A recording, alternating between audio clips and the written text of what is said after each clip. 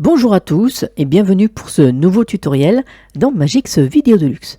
Aujourd'hui, je vais vous montrer comment on va réaliser ce type d'intro. Tout d'abord, dans la description, vous avez un dossier à télécharger et dedans, vous avez le dossier police écriture. Vous allez l'installer en priorité avant d'ouvrir Magix. Pour commencer, je vais ouvrir un nouveau projet qui sera donc de 1920 x 1080 en Full HD, donc en 60 images par seconde. Voilà, donc là je renomme, je crée mon projet. Alors, tout d'abord, dans le dossier, on va utiliser ce fond.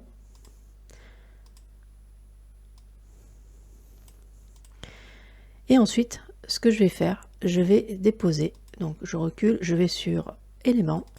Et là, je vais utiliser Polaroid 1, que je mets sur la piste 3. Le Polaroid 2, je vais mettre sur la piste 5. Encore le Polaroid 2 sur la piste 7. Et le Polaroid 1 sur la piste 9. Ce que je vais faire, je vais d'abord donner des dimensions pour chaque Polaroid. Je vais désactiver la piste 9, la piste 7 et la piste 5. Je vais passer sur les valeurs correspondant donc sur les Polaroids. Ce que je vais faire ici, je vais aller sur Effets, Affichage, Animation, Taille, Position, Rotation et je vais appliquer. Je vais changer la largeur. Vous restez coché sur Associer les champs de saisie. Je mets 480 pixels. Sur la position en horizontale, moins 534. Et sur la verticale, 148. Je vais donner une petite rotation dans l'axe Z. Et là, je marque moins 25. Maintenant, je vais déposer une image au-dessus. Donc, je vais repartir sur Importation. Et là, je vais dans Images et je vais récupérer celle-ci que je vais déposer sur la piste 2. Ce que je vais faire, je vais redimensionner cette image. Dans Affichage, Animation, j'applique. Et là, je vais descendre sa taille.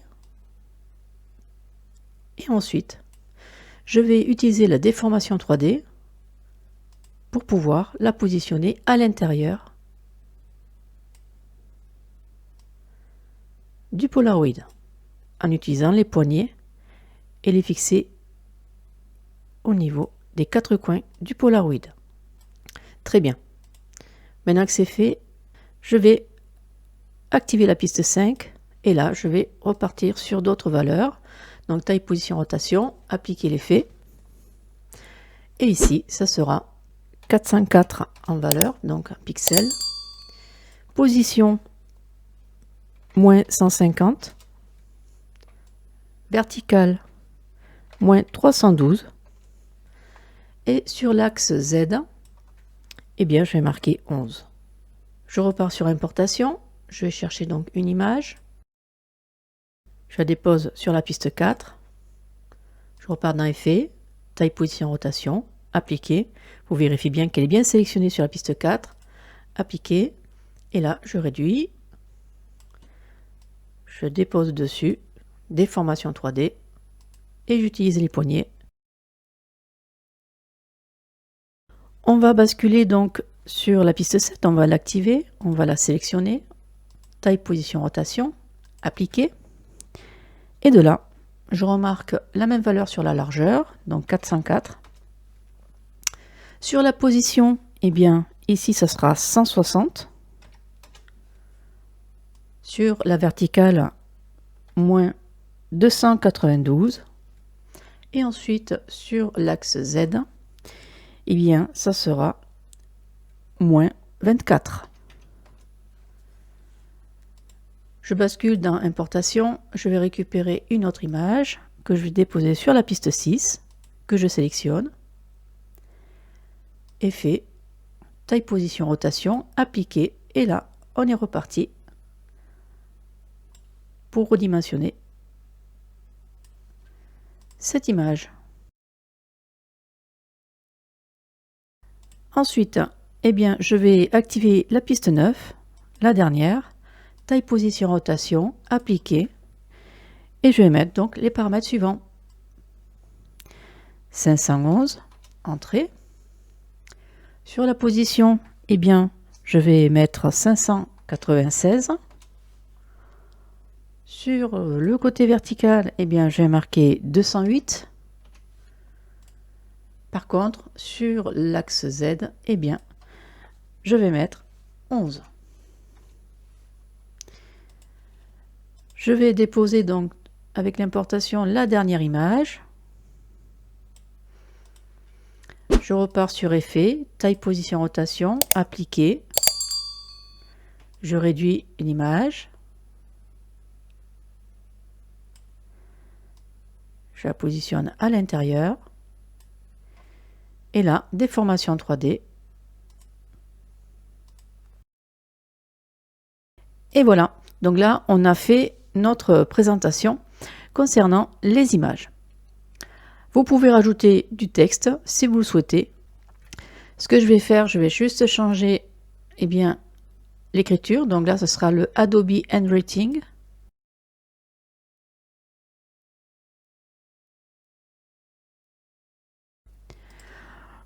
Voilà, donc là, ici, j'ai fini donc la présentation. Alors, ce que je vais faire maintenant, je vais l'enregistrer, je vais aller sur Fichier, Exporter, et ensuite, je vais le mettre en format JPEG.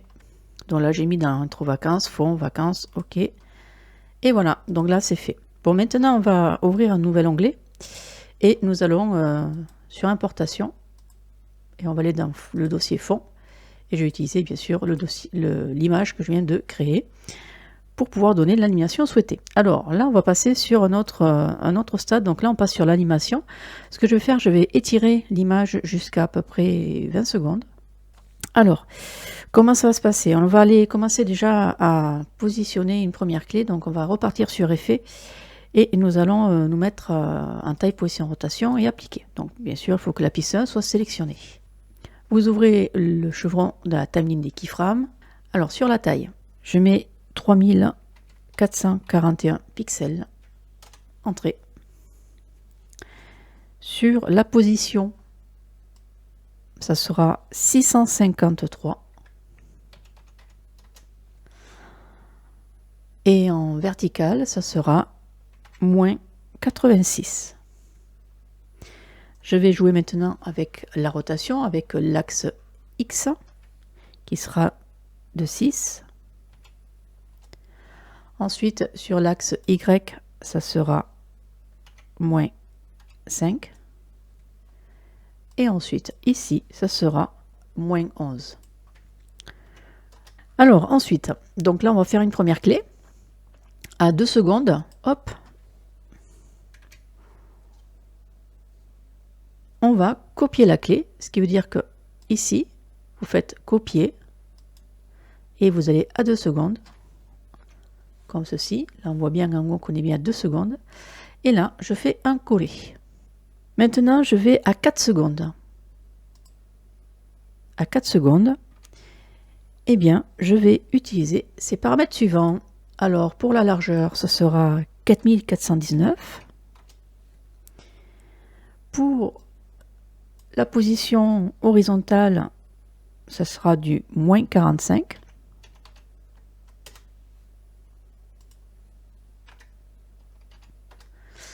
Ensuite, sur la verticale, ce sera 654. Vous pouvez constater, juste pour info, que là, on voit la partie qui est ici de couleur noire. Ça veut dire qu'on n'est pas bien positionné. Donc ça, il faut faire très attention que vous n'avez pas des parties noires. Donc là, on va le régler avec la rotation. Sur l'axe X, ce sera 17. Ensuite, sur l'axe Y, ça sera moins 5. Alors, je me suis trompée. Ici, c'est pas moins 5, c'est 5 tout court. Voilà, et ici, ça sera moins 1. Donc là, on a fait donc une clé déjà automatiquement. Donc, on va passer à 6 secondes. Mais avant, on va faire un copier sur la clé. Et ensuite, on va aller à 6 secondes pour la coller. Nous allons partir à 8 secondes. Et là, on va changer les paramètres. 4335. Sur l'horizontale, ça sera moins 1135. Sur la verticale, ce sera 204. Et là, on va terminer avec la rotation qui sera de 15, même pas, de 16. Ensuite, Y, ça sera à 15. Et ensuite, sur l'axe Z, ça sera 22. Ici, on va copier la clé et on va la positionner à 2 secondes après, donc ce qui veut dire à 10 secondes. Et là, on fait coller. Maintenant, on va basculer à 13 secondes, donc on va mettre 3 secondes après. Et nous allons tout remettre à 0, ce qui veut dire qu'on va cliquer ici sur ces deux petits chevrons inversés. Comme ça nous permet de réinitialiser tous les paramètres. Bien sûr, je mets tout en interpolation Bézier. Allez, maintenant passons à la dernière partie. Je vais aller bien sûr sur importation, je vais chercher la musique que je vais déposer sur la piste 4. Et je vais juste marquer un petit repère, un endroit bien spécifique qui est dans la bande de son, qui est intéressante pour faire un passage avec une transition de couleur. Donc je vais faire lecture. Voilà, ici. On entend un peu comme des cymbales. Donc là, hop, je vais mettre un petit marqueur.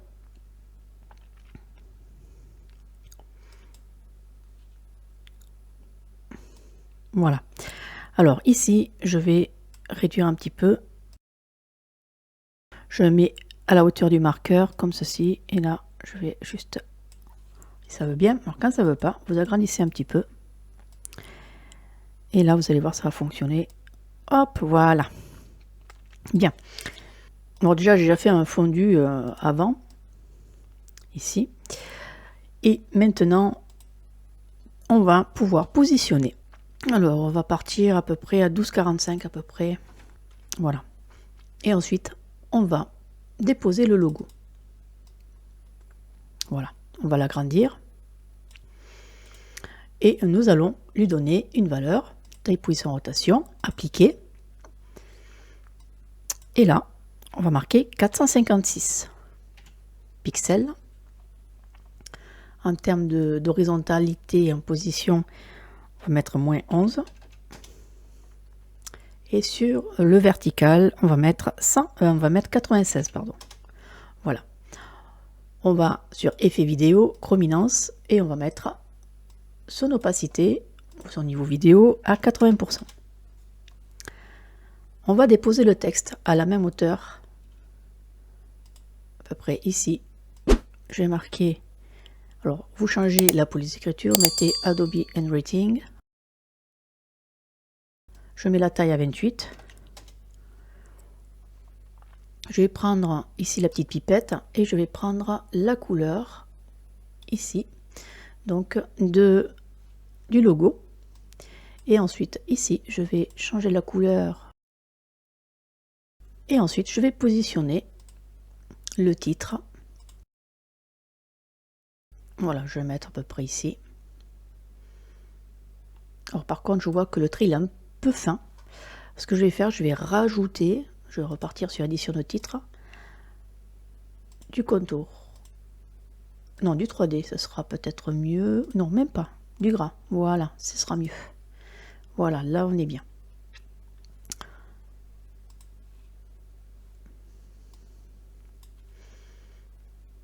Je vais quand même reprendre la pipette pour être plus sûr. Voilà, là on est bien. Là on est vraiment pratiquement à l'identique au niveau de la couleur. C'est parfait. Bon, j'allonge mon titre. Voilà, donc là ici on est prêt pour la présentation. Donc maintenant, ce qu'on va faire, on va aller sur importation, on va aller sur fond et on va mettre le fond 2. Comme ceci. Je vais lui mettre des clés d'animation, donc à 0, taille, position, rotation, appliquer. Et là, je vais mettre 4000. Donc là, je vais faire une clé. On va aller sur rotation, axe Z, et ici, on va marquer moins 30 degrés. Comme ça fait le est-ouest, comme ça dans l'alignement diagonal. Alors, on va dupliquer ici le texte. Je vais le mettre à la hauteur ici. Mais avant, je vais terminer l'animation à 22 secondes. Voilà, plutôt, ce sera mieux. Voilà, et du coup, eh bien, on va pouvoir animer en mettant ici les paramètres à 0 en cliquant sur les petits chevrons. Voilà, donc là, du coup, ça crée la clé et en interpolation Bézier. Concernant le titre, alors le titre ici, on va revenir sur édition de titre. Et ce que je vais faire, je vais simplement le centrer, mettre au milieu. Je vais changer le texte. Donc ici, je mets à 44.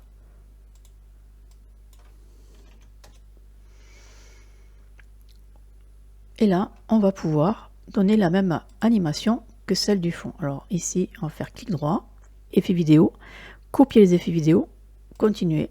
Et je fais ici, pareil, effet vidéo, ajouter les effets vidéo.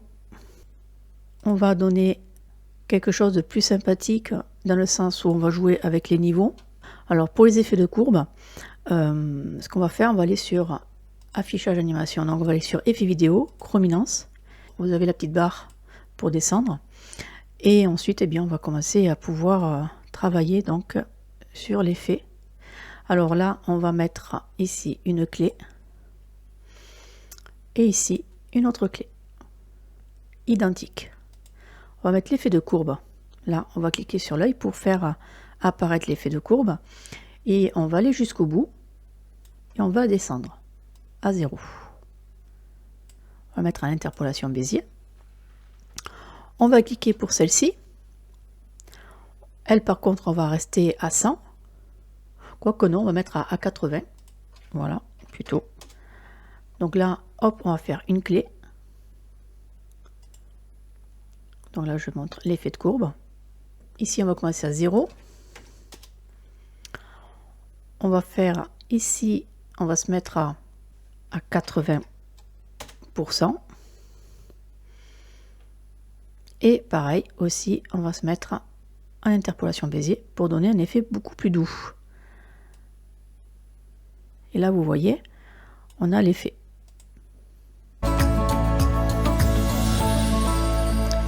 Alors, ce qu'il y a, c'est que cet effet-là est sympa si on met quelque chose au milieu. Je vais prendre ici dans modèle de titre. Je vais aller chercher dans transition basique, fondu de couleur. Je la bascule ici en dessous. Et là, vous voyez, on a l'effet. Au titre, je vais faire un effet de courbe au titre. Donc, je repars sur effet vidéo, chrominance. Et là, je vais faire une clé. Je repars ici, je vais faire une autre clé. Et je vais descendre à 0. Comme ceci. Alors, je vois que là, ça n'a pas fonctionné. Si c'est bon, ça a fonctionné. Voilà. Parfait. Donc, voilà. Donc là, on est exactement sur le même effet. Donc là, je vais mettre le petit œil, vous allez voir. Avec une interpolation Bézier. Voilà, on est à peu près identique.